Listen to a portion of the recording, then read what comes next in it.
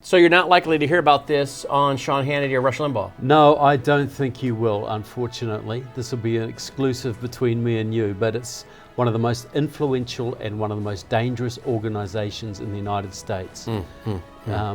They gave you Obama, they gave you Biden, they've given you many of your senators and congressmen, and every one of them has worked to gut the US military. And that was their goal. That's why it's called Council for a Livable World. The Council for a Livable World isn't against all nuclear weapons, it's just against our nuclear weapons. So we give up our weapons and we abide by the treaties and we don't cheat, and the Russians cheat all the time and keep building up while we get lower and lower and they get tough, they get stronger and stronger. We got to this place because of the Council for a Livable World and similar groups who've been buying up your senators and congressmen for 50 years now, including Obama, including Biden, including Warren, including Bernie Sanders. Another man sponsored by the Council for a Livable World, Joe Biden, did massive damage to your military and will do even more if he becomes president.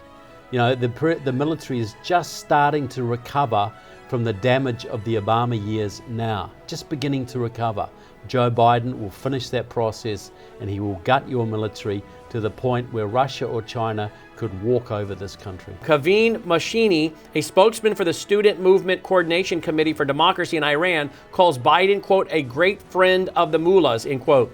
He notes that Biden's election campaigns, quote, have been financed by Islamic charities of the Iranian regime, based in California, and by the Silicon Iran Network, end quote, a loosely knit group of wealthy Iranian American businessmen and women seeking to end the U.S. trade embargo in Iran.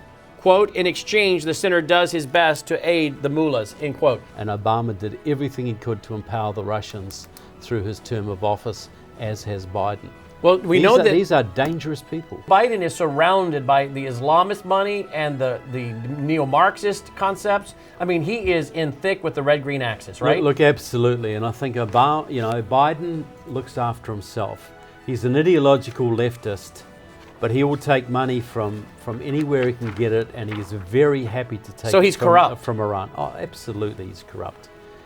But he's a national security threat. Look, he wouldn't be able to pass a background check to drive a school bus. You know, he wouldn't be allowed to sell you stamps at the post office. It's so sad. There's no way he could get a back. There's no way he could pass a security clearance or any form of background check. You write, in 2008, Joe Biden was one of 16 U.S. senators who voted against a bill that would have added Iran's Islamic Revolutionary Guard Corps to the State Department's list of international terrorist organizations because of its involvement in murdering U.S. troops in Iraq. But Biden was against that. The Worldview Weekend Hour begins right now.